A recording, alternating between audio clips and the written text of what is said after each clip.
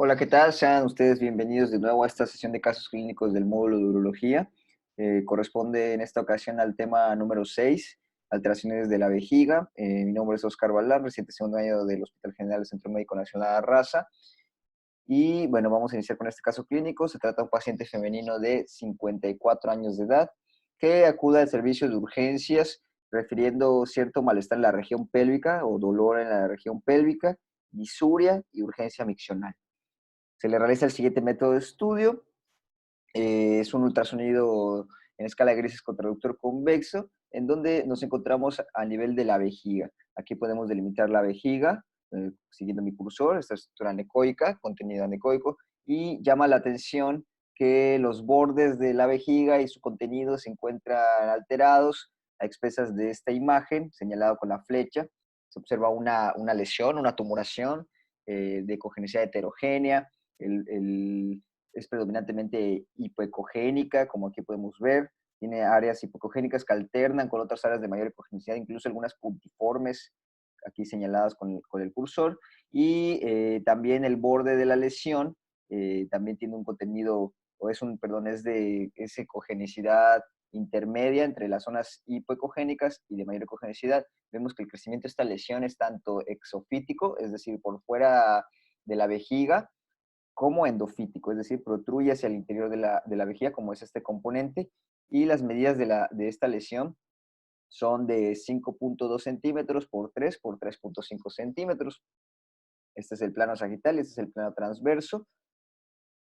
A la aplicación de Doppler color, como aquí podemos observar con la caja muestra, vemos que la lesión efectivamente está vascularizada tanto en su interior, aquí estas áreas, como ciertas regiones periféricas. La lesión se observa pues prácticamente como una lesión bilobulada. Podemos ver que tiene un septo aquí que aparentemente la está dividiendo y pues esta lesión también aparentemente tiene una cápsula relativamente gruesa. Aquí está delimitada. Y se le realiza este otro método de estudio, es una tomografía en adquisición transversal con medio de contraste intravenoso, una fase venosa.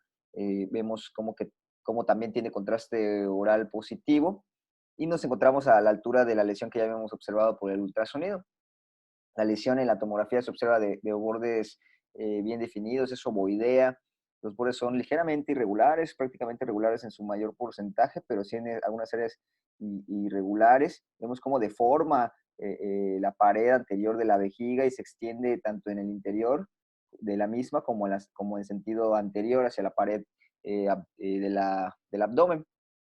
La lesión presenta un reforzamiento, como podemos ver aquí, de tipo nodular heterogéneo. Esta es el área que observamos en el ultrasonido de menor ecogenicidad, puede ser un área quística o un área de necrosis, y tiene una parte de mayor, un componente más sólido aquí, que es el que más refuerza. En otros cortes, en sentido más cefálico, vemos cómo esta lesión se extiende en sentido anterosuperior o en sentido cefálico y anterior. Y también vemos cómo se encuentra un componente importante en el interior de la vejiga, pero con mayor componente por fuera, lo cual es importante para el diagnóstico que vamos a tener. Y ya en una fase de eliminación, en que podemos usar el contraste positivo en el interior de la vejiga, vemos cómo se delimita mejor la lesión como un defecto de llenado. Y pues seguimos observando la lesión aquí, como habíamos mencionado, con un crecimiento cefálico y anterior. Seguimos viendo la misma lesión en otros cortes. Y en la reconstrucción sagital podemos delimitar un poquito mejor la lesión, que se correlaciona tal cual como lo observamos en el estudio de ultrasonido. La lesión aquí señalada por las flechas, vemos cómo se extiende eh, desde el interior de la vejiga, o más bien desde la parte externa de la vejiga hacia el interior, pero lo importante es que su crecimiento es tanto exofítico, predominantemente, como endofítico, y está en íntimo contacto tanto con el domo de la vejiga como con la pared eh, abdominal.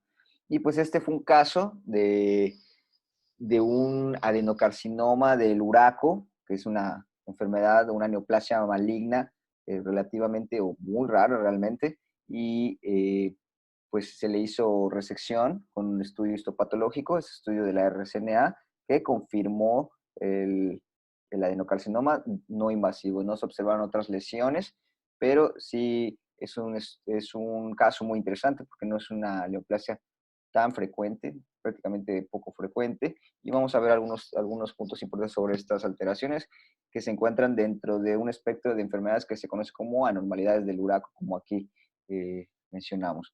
A manera de introducción, pues son, como ya hemos dicho, un conjunto de enfermedades que se caracterizan por la presencia del Uraco.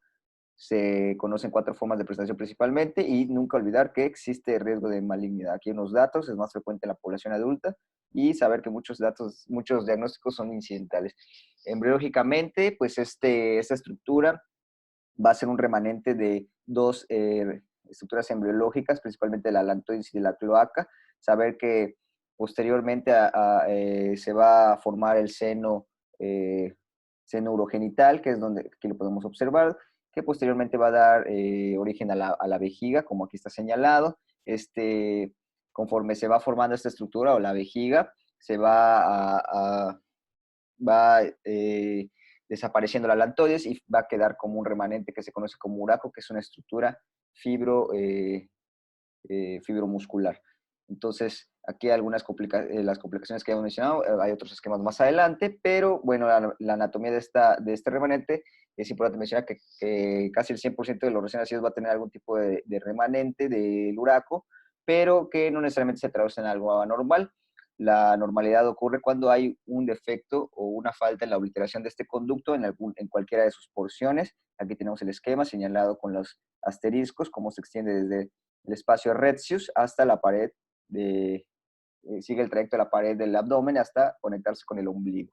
Y aquí con su traducción con este estudio de tomografía, cómo se observa señalado con las flechas, aquí algunas medidas importantes. El cuadro clínico, pues es el clásico del ombligo húmedo, que no siempre es generalmente en la complicación del uraco persistente y es un parálisis de repetición, que no necesariamente va a ser el caso. Puede presentarse con malestar abdominal o disuria o algunos síntomas inespecíficos, como en el caso que vimos. Y para el diagnóstico se requiere tanto la clínica como los estudios de imagen. El ultrasonido tiene alta sensibilidad, pero en muchas ocasiones se requiere de estudios como de tomografía. Aquí las 4 variantes: la persistencia del uraco o el uraco permeable. Aquí la variante del quiste, que es un quiste aquí en la porción media de este conducto. Y también está el otro tipo de complicación, del otro tipo de alteración del uraco, que es el seno urogenital, que es la porción umbilical la que no se oblitera, o la porción vesical, dando origen al divertículo uracal. El uraco permeable es aquel que se va a presentar con el ombligo húmedo. Se puede confirmar por estudios de fluoroscopía con contraste. Vemos cómo al realizar un cistograma miccional hay un paso del medio de contraste hacia el ombligo por este conducto del uraco. El ultrasonido nos aporta buenos datos. Se observa cómo a nivel de la vejiga existe esta estructura tubular anecoica que corresponde a un uraco permeable, aquí en longitudinal y aquí en transversal. Y la tomografía, sobre todo en sus diferentes reconstrucciones, nos permite valorar mejor este tipo de complicaciones, como este es el ejemplo que observamos aquí, la persistencia del uraco o el uraco permeable. El quiste del uraco, bueno, es la segunda después del uraco permeable, la segunda patología frecuente, y es cuando la porción umbilical y vesical se encuentran obliteradas, pero en la porción media se observa una lesión quística. Generalmente son pequeñas asintomáticos. Aquí vemos cómo el ultrasonido se puede utilizar como método fiable de diagnóstico, como vemos aquí en el domo vesical, cómo se observa esta estructura ovoidea, anecoica, de bordes regulares bien definidos, que corresponde a un quiste del uraco. Otros ejemplos: la tomografía, como habíamos mencionado, sobre todo en su reconstrucción sagital, nos permite valorar cómo crece esta estructura en el trayecto del uraco. El seno del uraco, ya habíamos mencionado, es el falta de la obliteración de la porción umbilical y no se comunica con la vejiga. Aquí podemos observar este ejemplo de adquisición sagital de resonancia magnética. Observamos cómo se observa esta lesión, lo que se extiende del ombligo, sigue un trayecto hacia la estructura del uraco y se observa predominantemente hiperintensa.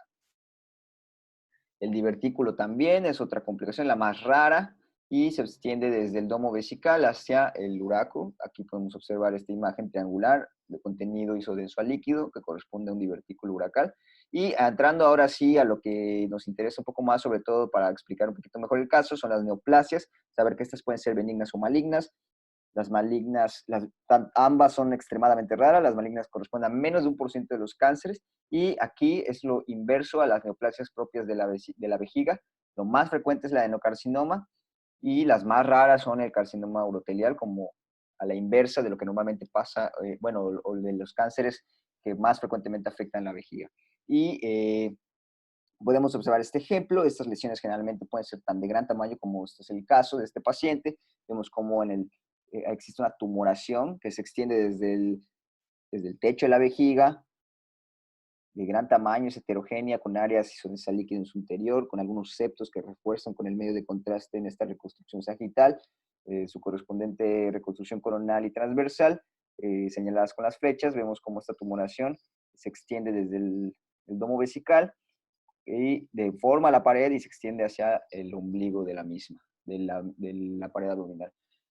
Lo característico, en el 70% de los casos se observan calcificaciones, como este otro ejemplo. Las calcificaciones suelen ser periféricas a la lesión, no necesariamente tienen que ser periféricas, pero lo más frecuente, y siempre el crecimiento de la lesión va a ser en sentido antero-superior. Aquí podemos observar cómo tras la medición de medio contraste se presenta un reforzamiento. Y los diferenciales pues son generalmente neoplasias malignas o de otro tipo a nivel de la vejiga, generalmente carcinomas o adenocarcinomas de vejiga, y otras neoplasias, como este es el ejemplo de esta resonancia artificial sagital, que estamos observando una tumoración heterogénea, predominantemente hiperintensa en el T2, aquí señalado con asterisco de la vejiga, que correspondió a una malacoplaquia de la región pélvica. Otros diagnósticos diferenciales, aquí los ponemos: quistes de mesentero, tumores del ovario, presencia de conducto onfalomesentérico, endometriosis es un diagnóstico también que siempre hay que considerar. En cuanto al tratamiento, aquí les dejo este artículo que menciona la posibilidad de que en la mayoría de los casos se pueda hacer un tratamiento conservativo en el caso de que no sea una complicación muy severa. La bibliografía empleada, y pues les agradezco su atención y nos vemos en el siguiente caso clínico.